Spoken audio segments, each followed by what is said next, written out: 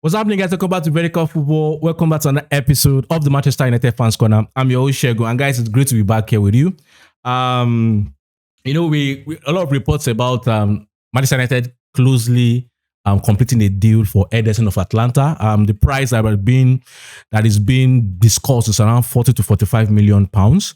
And so we've done analysis of Ederson twice, but the two analyses we did on Ederson were based on the eye test. And as we know, Manchester United is not just signing players based on eye test. We're also signing players based on, data, right? And so please, we've done the eye test. If you've not watched that, those two episodes, I will attach them at the end of this video. Please try to watch the analysis that we did based on the eye test of how we saw Ederson of Atlanta. But today we want to look at Ederson of Atlanta through the lens of data, right? United is the likes of the employment of the likes of Sansoni are dealing with hard, raw data to understand certain things about the player. And that's what we have done. We've interfaced with a lot of data, hard, advanced data to kind of understand who is Ederson based on data. What are the numbers saying about Ederson? Is it going to be an improvement to our team based on data? And so that's what we have done. So guys, let's jump right into it. I think first and foremost, it's important for me to state this, that whenever I know what people mean when they say what I'm about to say, but I think it's just important to clarify that Manchester United is not suffering from a squad depth issue, right? We have squad depth. So based on the definition of squad depth, there's a squad depth. Because when you look at it, when we were playing 3-4-3 or 3-4-2-1 system under Ruben Amorim, we had two midfielders in that system, and we had four players that could play that system, considering the fact that we had, how will you call it? You had one game is a week, right? So we had Bruno, Casemiro, you had Ugarte, Kobe Mainoo, right? 4 for 2 positions, right? That's squad depth.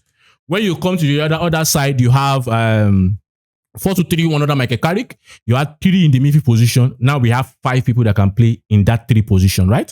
That's squad depth. You have Mason Mount, you have Bruno Fernandes, you have Kobe Mainoo, you have Ugarte, you have Casemiro. 5 for 3. That's squad depth. Right? But the issue has not always been, for Man United this year, has not always been squad depth per se, like numbers. The issue has been the gap in quality between these players that we've had, right? And what do I mean? The gap in quality between, for example, a Casemiro and an Ugarte. So for United, it's not just about buying players. The main point why I'm saying this is that for United this season, or this summer transfer window, it's not just about buying players, right? Buying players is number one, get numbers. But the fact is, the midfielder you are bringing in, what quality does that midfielder have, right? And does that quality that the midfielder has, is it closer to the existing quality of your squad, or does it even surpass the existing quality of your squad?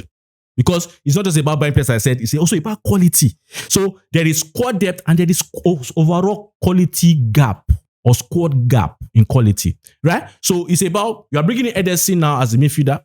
The first question we ask ourselves is, right, if the person let's assume Ederson is not the 80 million midfielder they want to buy, right? Let's assume maybe it's a Tonali, for example. Now, if Tonali plays, and maybe him and Kobe Mainoo are the midfield pivot with Bruno Fernandes as number 10, right? If one of Tonali is removed from that team, or a Kobe Mainoo is removed from that team, or a Bruno Fernandes is removed from that team, the midfielders you are buying, when we bring them in, are we still going to maintain closely to the quality that we've had when the first team guys, the complete guys were playing? So these are the things we need to ask ourselves. So there are 3 things we need to achieve in this summer transfer window based on midfield, because midfield is our focal point this season, this summer. Is number 1, you get the numbers in. Number 2 is the overall quality of play when substitutions are made must still be relatively closer to what the first team gives, right? What the first team gives. And I think when you look at the likes of Alex Ferguson's teams, you see how they built a squad. Yes, in every midfield, in every position in football, there are always midfielders that are superb and they are like untouchable. Scholes was like that for Man United. Bruno Fernandes is like that for us currently. The likes of De Bruyne was like that. Bernardo Silva was like that for Man City, right? You have the likes of Caicedo. You have people that are maybe untouchable. We get that. But in terms of the other people around them, build the squad in such a way that when you make substitutions, the quality does not massively drop. That's the idea. And so when you look at Alex Ferguson, then we had the likes of Fletcher, Hargreaves, Carrick, Anderson, And when you look at those players, even geeks who come in the midfield, we always found out that whenever one player was injured, suspended, or was even having a bad run of form, the overall quality of the team did not really drop as much. Yes, there's some players that if they don't play, you miss them, but the overall quality should not move from 100 to like 60. If at all, it should move from maybe 100 to like 80 or 75 or even 70, right? But when you move from 100 to like 60, 65, you don't have a very good squad. That's what it means. Look at Pep Guardiola in Manchester City. Other sometimes he just uses Tijani Rangers this season. Sometimes he uses Kovacic. Sometimes Rodri plays. Sometimes, and you see that more or less based on even the system and the structure, the quality, sometimes it drops off, but sometimes you can still see that they still maintain a good level in terms of quality, right? Even though I know that Rodri is a very, very important part of that midfield, which we know there, as I said, there are players like that. But that's the goal in terms of you need that close quality among the players. And this helps because of competition. You don't want a player coming in and say, this player that we're buying is just a squad player. To me, it doesn't make sense as a top team. Because if you are saying this player is just a squad player, it means number one, there are no competition within your squad. People know, like the way Ugarte is a squad player for us. But the fact is, people that play Bruno and Casemiro, Bruno, Casemiro and Casemiro that play this season, they are not afraid that Ugarte can even bench them. Because they see this guy, he's not good enough, he's not informed enough to bench us. And so for you to maintain that competition, to even drive those who are playing to higher levels, you want a situation whereby each midfielder quality is closely to each other. So there's healthy competition. That's what we call healthy competition. It's not about competition, healthy competition in the squad. So that's the first point that I thought to bring home. So our goal also in our analysis today is, what is the quality of Ederson of Atlanta, right? Ederson of Atlanta. And how closely is the quality of Ederson to the existing squad that we have? Is it someone that can actually compete with the existing players that we have? Or the players we are going to buy? Maybe you go for a Tonali, maybe you go for a Matheus Fernandes, and an Ederson as a top midfielder, for example. How closely is Ederson going to match up and challenge those guys for a starting position? That's the question we need to ask ourselves. It's not just about, a squad player. Because injuries happen in this game, suspension happen in these games, loss of form happens. So let's go into data. So what I've done for the data is I have been able to compare Ederson's numbers, not just Ederson's numbers alone. I've compared Bruno Fernandes, I've compared Casemiro, I've compared Casemiro's numbers this season against the top 5 midfielders, right? Midfielders in Europe, right? Top 5 midfielders in Europe. I compared their statistics, but I place more emphasis on the defensive midfield role, right? So I compared Bruno, Casemiro, and Ederson and Casemiro with defensive midfielders, right? So I want to see where our current midfielders ranking, right? And where is Ederson, who is a proper DM, but also has that ball carrying ability. Where does he also rank in terms of top 5 defensive midfielders in Europe, right? Where does he rank? So first of all, let's look at this heat map. So you can see his heat map. You can see that there's a lot of heavy running. The guy covers everywhere of the pitch. And I think that's what we've said. The guy is a hard worker. The guy runs. The guy will help us in the defensive transition. The guy helps in, the intensity of our midfield. The guy will improve the coverage that we had in the likes of Casemiro. So if, for example, you look at Casemiro's heat map, you could also see that Casemiro's heat map is also running. Casemiro is running. And I think that running and that coverage that Casemiro gave us, Ederson also can give us that because of based on the heat map we've seen. And you can see that it's not just light running, it's not medium running, it's heavy running. He's a hard worker. And I think that's one of the positives that we have seen in terms of his output down. Now let's go to successful passes. So total successful passes among the top 5 defensive midfielders, or let's say even midfielders in Europe this season. Top 5 leagues, right? In Europe this season, total successful passes. We have Bruno Fernandes is 49th on that list in terms of total successful passes in the top 5 leagues this season. Casemiro is 54th. Ederson is 69th, right? 69 total successful passes. So that's what we've seen. And we've seen that in terms of successful passes, it doesn't match up to what the Brunos and the likes are doing. And Bruno and Casemiro are doing what they are doing in the Premier League. And I can tell you that in this list also, you see the likes of Atalanta Ederson, Ghana. Even surprisingly, midfielder that surprised me in this analysis was Locatelli of Juve, higher up. These guys are among the first top 10. And so Ederson is 69th in this list for total successful passes in the top 5 leagues. So we're looking at total successful passes by low pass. That's not just by passes in general, but by low passes in terms of ground passes. Bruno is, for United, Bruno is the first on that list in 63rd in terms of top 5 leagues in the Premier in Europe. We have Ederson is 64th. So Bruno is 63rd. Ederson is 64th in terms of low passes, right? So him and Bruno are closely on that. And then Casemiro is 68th on that list. 68th. So that means that Ederson makes as much low passes on ground passes as Bruno Fernandes, right?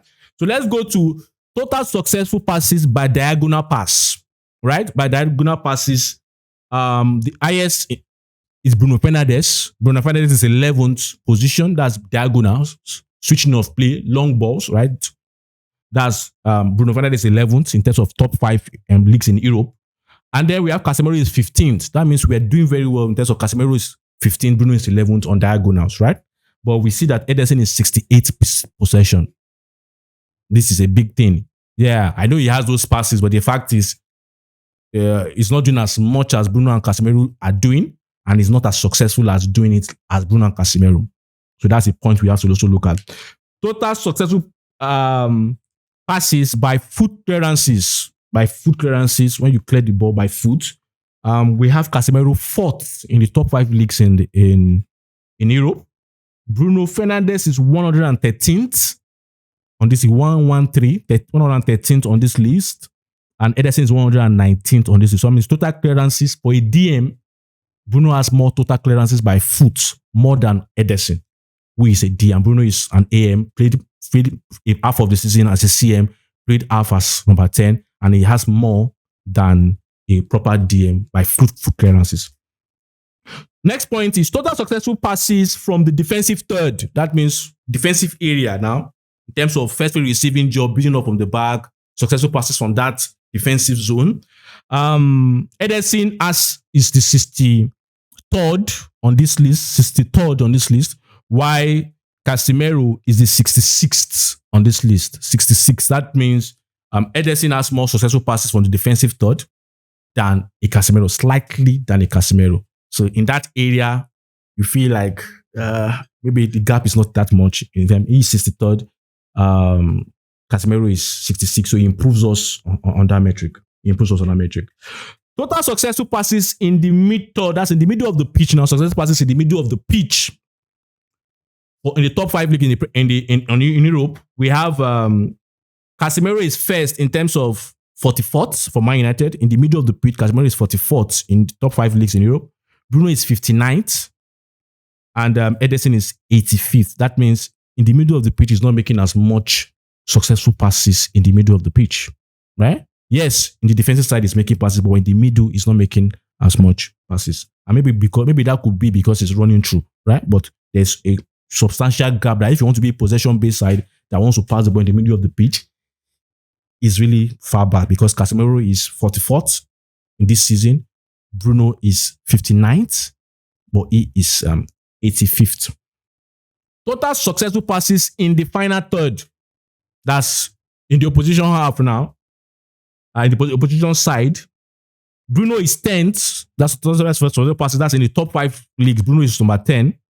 You have Ederson is 100th. That's 100, right? 100 position.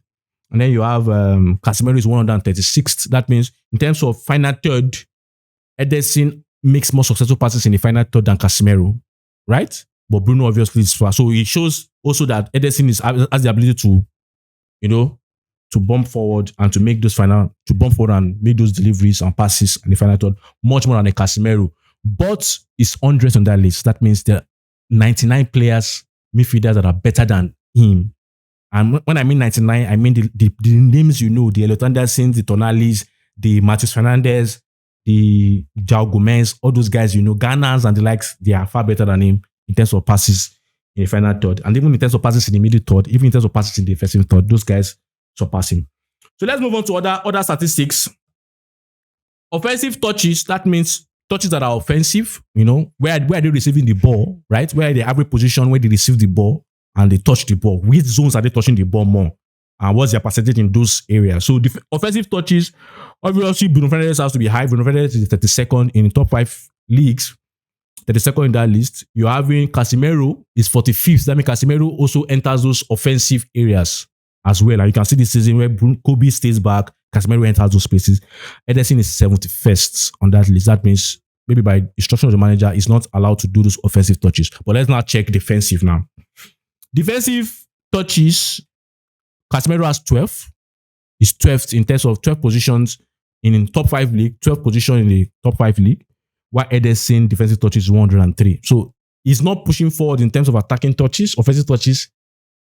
I would now expect, okay, maybe because a DM, the defensive touches should be more, but the fact is Casemiro is still beating him in defensive touches. Casemiro is the 12th highest, while he is 103.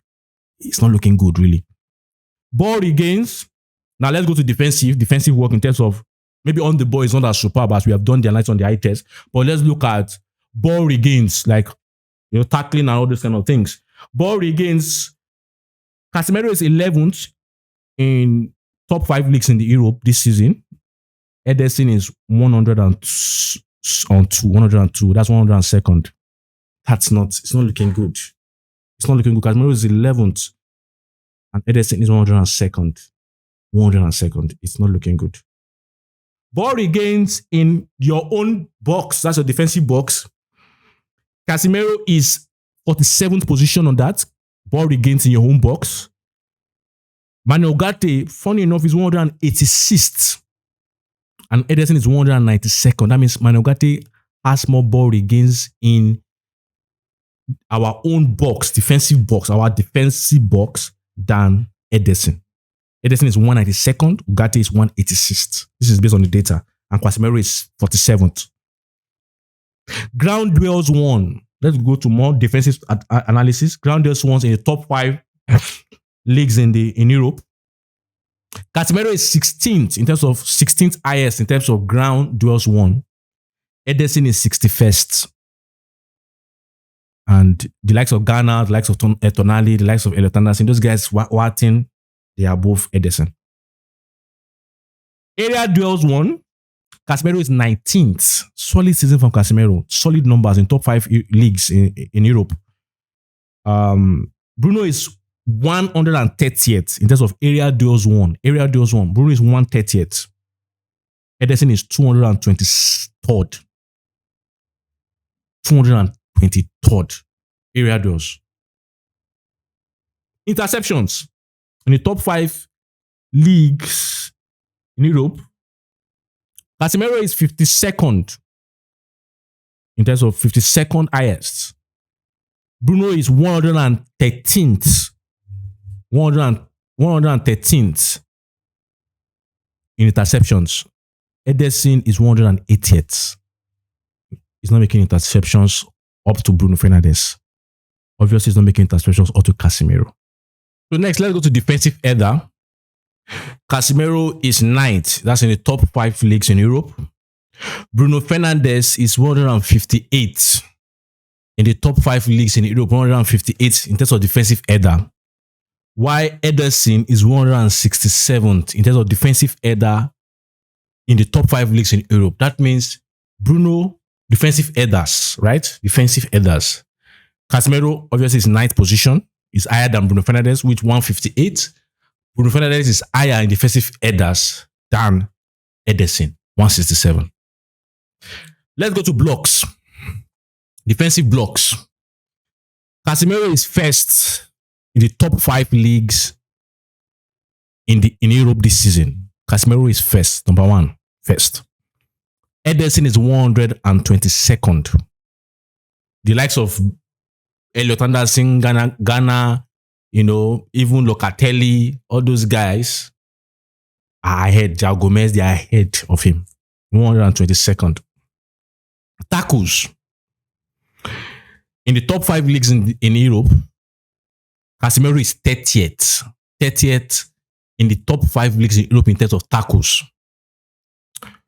Bruno Fernandes is 44th in the top 5 leagues in Europe in terms of tackles this season. Bruno Fernandes is 44th. Casemiro is 30th. Ederson is 80th. That means Bruno has more tackles than Ederson this season. Progressive carries.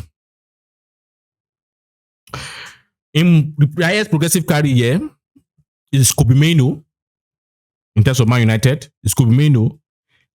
And Casemiro is in position of 100th. That's partly due to the fact that, Kobe didn't play beginning of the, he didn't play for part of the season, like half of the season, he didn't play regularly for half of the season. But Kobe is highest here in terms of progressive carries, 100th position, 100. Casemiro is slightly below Kobe in terms of 103rd on that list. Bruno is 145th on that list. Ederson is 148th on that list. That means Bruno has more progressive carries. Casemiro has more progressive carries. Kobe has more progressive carries than Ederson. That's what the stats is showing. I'm not the one saying it. That was the stat. And lastly, most evolved player. That means in terms of all the metrics, all the metrics, even the ones I've not listed, because the metrics are very, very detailed. But in all those metrics, the most evolved player in the top 5 leagues in Europe, right? On that list, Bruno Fernandes is number 14th. That's Bruno Fernandes is the 14th most involved player in the midfield in the top 5 leagues this season based on the numerous metrics that are in this database. Casemiro is the 48th most involved player in all the metrics in top 5 leagues in Europe. Ederson is 129th in the most involved player in all the top 5 leagues. So this is what that data is showing. This is not me. This is just interpreting the data. Now you can also do your findings on this data to prove if it's wrong. And you can see the same thing. You see the same thing that is actually factual. It's what the data is showing. And so there are questions, right? I test. There are also questions I test. But when I was interfacing with the data, obviously I've done the profile 2 episodes of him, as I said earlier. My opinion, that's on Ederson. My opinion was on the ball, I will see the deficiencies. The data will reveal the deficiencies. But I was like, off the ball, Ederson should be supreme, right? That's my own view based on the eye test. But I think on the ball, I'm disappointed. Off the ball, I'm disappointed, right? I know that, yes, as I told you guys, eye test first and then data to confirm what the eye test. But even the data is shocking. But I know, yes, life is funny in such a way that it might still come to United and be a very good player for us. But it's just that we have to do what we can do, right? We don't want to live on if maybe anything can happen. We don't want to live on that. We want to live on analysis. This is eye tests and data. And I can tell you that a lot of the other midfielders that we are linked with in terms of a lot of these metrics, I didn't want to bore us down with many metrics. There were lots that I looked at. But these ones I've selected up to I think, if I'm not mistaken, up to 20 stats that I've brought out here are most important statistics based on the position and what we should expect from him on the ball and off the ball. I think I'm disappointed, really. But let's see how it goes. United that decided to go for Ederson. They have more data. They have more scouts. They have more professional scouts. They have more view in the guy. This is not the first year they are monitoring the guy. So maybe they've done the analysis for years and maybe they're confident in what they've seen. But for me, in my own small way, in my own way, I have not seen what they are seeing yet. But we'll support them. I think they said personal teams already agreed for 5 years. We'll support them really, but there are questions. I have to just say that. So guys, let me have your opinion on Ederson of Atlanta. What do you have about him? Do you agree with, what's your view? It's not about do you agree really, but these are stats, but what's your view about the signing of him really? Is this something you agree with the signing or not? Let's have that discussion in the comment section. Don't forget to like, don't forget to subscribe, don't forget to share. I'll see you next time. Bye.